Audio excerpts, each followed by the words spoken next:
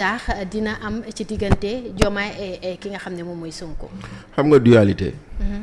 man damay sant yàlla. xam nga lu may sante. dañoo def élection le 24 mars. 2024. le samedi 31 mars. le samedi 30 mars. may def émission ak Momo Cissé. ba may def émission. mu ne ma gouvernement bi. ma ne ko Momo man waxu gouvernement taxumaa jox xam nga lan laa lay wax. mu ne ma waaw ma ne ko man quelle place pour Ousmane Sonko dans le dispositif. mu ne ma ah bon mu ne ma ne ko ñaara am ou il prend la lumière ou il reste dans l'ombre. S'il prend la lumière. problème day am s'il reste dans l'ombre mooy lu gën ci moom. mu ne ma loo bëgg a wax ma ne ko s'il prend la lumière mooy naturellement Ousmane Sonko va être désigné premier ministre. Mais c'est là où les problèmes vont commencer. Mais s'il accepte d'être un collaborateur derrière le président de la République, il n'y aura pas de problème. Parce que poste premier ministre moo ni mel. Tu as ta cour et tu n'es pas dans la cour du président. D'accord ku nekk ak kuuram. ku nekk ak kuuram.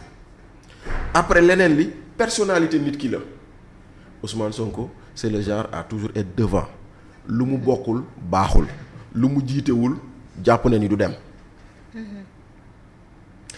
La nature dont on a élu le président, c'est la première fois dans l'histoire politique du Sénégal qu'on a élu un président qui n'est pas chef de parti. Musuñoo élire ku nekkul chef de parti mais kii militant parti la yaa jiite réew mi mais ci parti bi da nga am njiit. donc moom militant bi mooy jiite njiitu parti bi. moom militant bi mooy jiite njiitu parti bi. mais ci biir parti bi njiitu parti bi moom moo topp ci ginnaawam. mais c'est incohérent. C'est toutes les conditions sont été réunies pour ñu arriver à une situation bii ñuy dund. Maintenant nag ñi ko gisoon waxoon ko dañ leen ne woon non yéen da ngeen teel a wax da ngeen lii il se passera rien ñu bëgguñoo gëmloo ni Diomaye mooy Sonko Sonko mooy Diomaye te Diomaye mësta doon Sonko Sonko mësta doon Diomaye. kon nag ñëw nañ ba tollu fii léegi. jafe-jafe am na seen diggante mais premier ministre moo ñu ko xamal. premier ministre moo tax ne waaw am na jafe-jafe am na ay actes yu ñu posé maintenant jafe-jafe bi lan la politique la sécurité nationale la wala leneen la loolu lañ ñu waxul mais jafe-jafe am na seen diggante. ñu bëri nee nañ ki nga xam ne moom mooy Aïda Mbodj ak Mimi Touré ñoo indi problème. loolu tuuti na pour am problème man bokk si lu ma gëm loolu tuuti na pour doon problème. wala boog loolu benn la ci ay problèmes yu fa am. maanaam mooy li gën a ndaw. mooy li gën a ndaw te loolu la ñu jox nit ñi mais li Madiambal Diagne wax. ci document bu mu jox Birame Diop. mais loolu moo gën a rëy diggante Mimi Touré ak Aïda Mbodj. kon moo tax ma ne la am na ñu naan problème de sécurité la problème de leneen la problème leneen la mais l'essentiel problème am na seen diggante. maintenant ci biir problème boobu ku si nekk yaa ngi poser ay actes. Ousmane Sonko nee na damay defi nemmeeku tour Diomaye mu ne damay dem defi tournée économique. yaa ngi dégg. Diomaye commencé par Ziguinchor Ousmane Sonko ne dem leen teertu ko. bu ko waxul woon sax noonu lay demee. parce que c'est l'État c'est pas le parti. C'est le président qui se déplace. mais peut-être xam na lu tax mu wax leen dem leen teertu ko. mais gis nga parce que xam na ay militants. mais bu ñu fa demul woon gis nañ li fa xew ci li xew ci réseaux sociaux yi. bu ñu fa bu leen waxul woon loolu. te ñoom demuñu fa woon. c'est une raison supplémentaire pour Diomaye tàqali koog moom.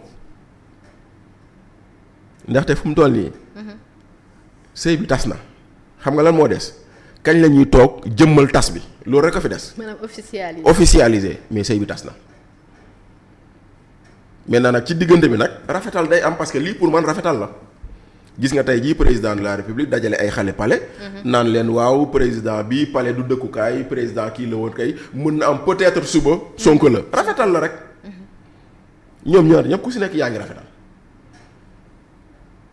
ku nekk nag am na looy xaar loo xam ne xëy na bu jotee di nga def li nga war a def mais la dualité existe le problème est réel ndaxte léegi nag maintenant lan moo des nag dama mës a wax télé ne Sénégal dañuy dund juróomi crise te crise yooyu yëpp a ngi fi dañuy dund une crise économique Sali dëkk bi nu mu méttee nii man ba ma juddoo ba léegi musuma xalaat ni nii méttee na nii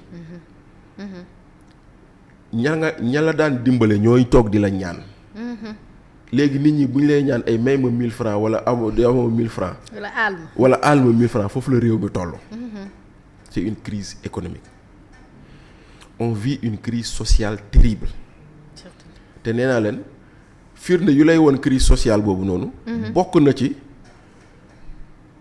ñu ne dañuy recruter 2000 personnes pour l'enseignement plateforme bi am 147 000 demandeurs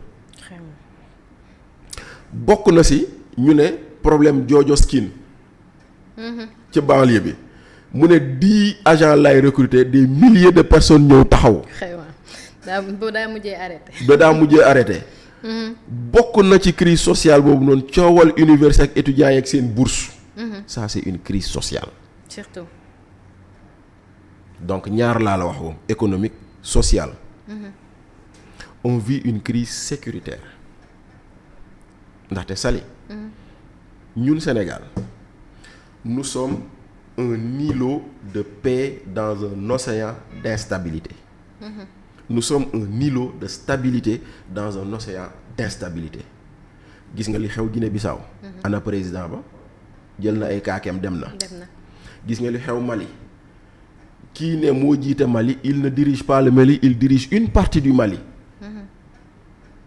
tey jii am na sénégalais yoo xam ne boo leen ne woon jëlal marchandise yóbbu ko Mali ñu ne la dew ma lu tax yoon bi yëpp jihadistes yi ñoo fa nekk am na wala amul bien sûr xoolal Gambie kii ñu jàppee Sénégal xaw ma Sana Sagna xaw ma je sais pas comment lan la woon c'était le patron de la sécurité de Yaya Jammeh àndoon ak ay rebelles du MFDC pour jéem a xool nu ñu daanelee Gambie ça c'est pas une instabilité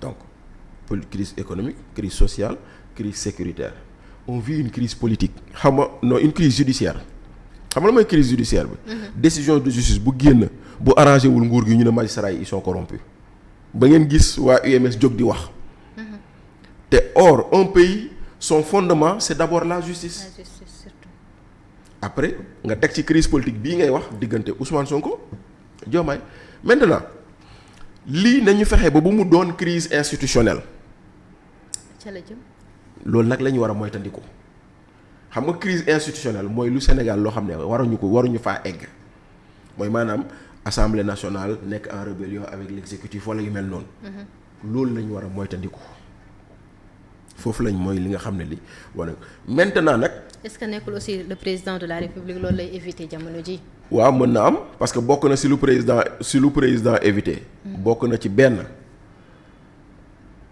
coow li ba mu amee am na ñu ne woon président dafa jógoon pour tàqali ko premier ministre mais bu ko defoon te voté wuñu budget bi problème day am surtout kon nag tey jii nii voté nañ budget bi ba pare mën na am bu fekkente ne c'est son intention waxuma loolu la nag de bu fekkente ne c'est son intention mën na am mu def ko mais am na période boo xam ne defoon ko problème la lay gën a jural ko solution surtout donc loolu mooy crise institutionnelle bi parce que boo voté woon nga ne tàqali ko nga ak Ousmane Sonko xëy na député yi ñu si ëpp jébbaliwuñu si Diomaye jébbaliwuñu si Pastef mais ci Sonko la ñu jébbalu xëy na ñooñu il serait peut-être amené à ne pas voter le budget te boobaa da ngay am problème donc nag coowal politique warul tax sunu institution yi am problème